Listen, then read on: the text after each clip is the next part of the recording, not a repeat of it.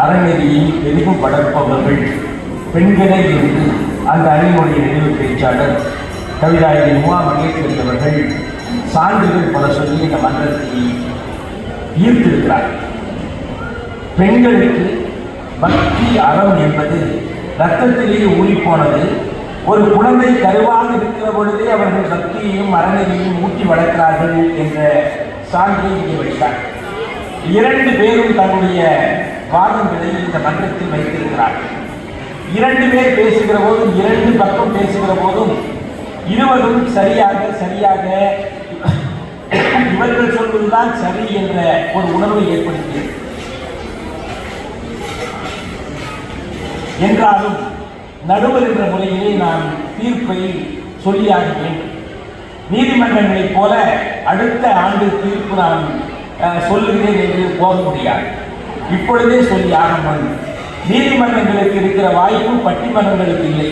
நீதிமன்றங்களில் ஜட்ஜ்மெண்ட் அட்ஜார்ன்ட் என்று சொல்லியிருந்தால் அடுத்த ஆண்டு பார்க்கலாம்.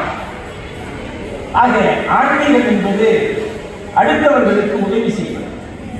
திருமூலர் சொல்கிறார், யாவருக்குமாம் பசுவிற்கு ஒரு வாயுரை, யாவருக்குமாம் இறைவருக்கு ஒரு பச்சிலை, யாவருக்குமாம் ஒரு பசுவிற்கு ஒரு வாயுரை, யாவருக்குமாம் உண்ணும் போது ஒரு கைப்பிடி, யாவருக்குமாம் சொல் தானே.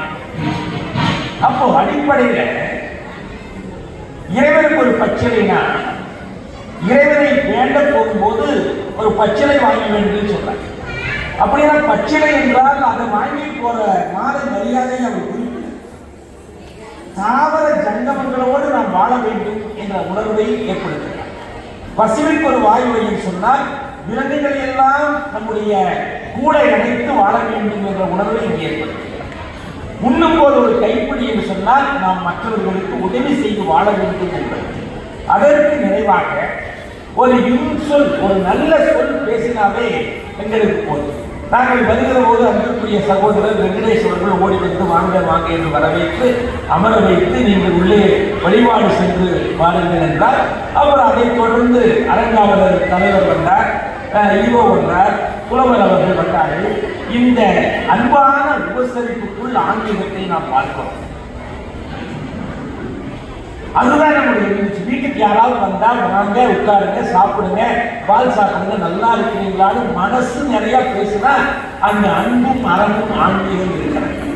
ஆக குழந்தைகளுக்கு நான் சொல்லிக் கொடுக்கிற பொழுதே அறம் செய்ய விரும்பு, அறத்தை செய்ய வேண்டும், அடுத்தோடு செய்ய வேண்டும், பண்புடையால் பற்றும் உலகம் என்று சொல்றது. ஆக திருக்குறள் எடுத்தால் அறம் பொருள் இன்பம் என்று போகிறது.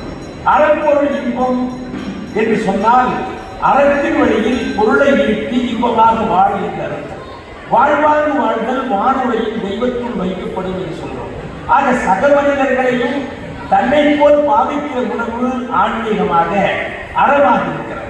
ஆக எந்த நிலையும் அடுத்தவர்களுக்கு தீங்கு செய்யாமல் வாழக்கூடிய வாழ்க்கை அறமாக இருக்கிறது.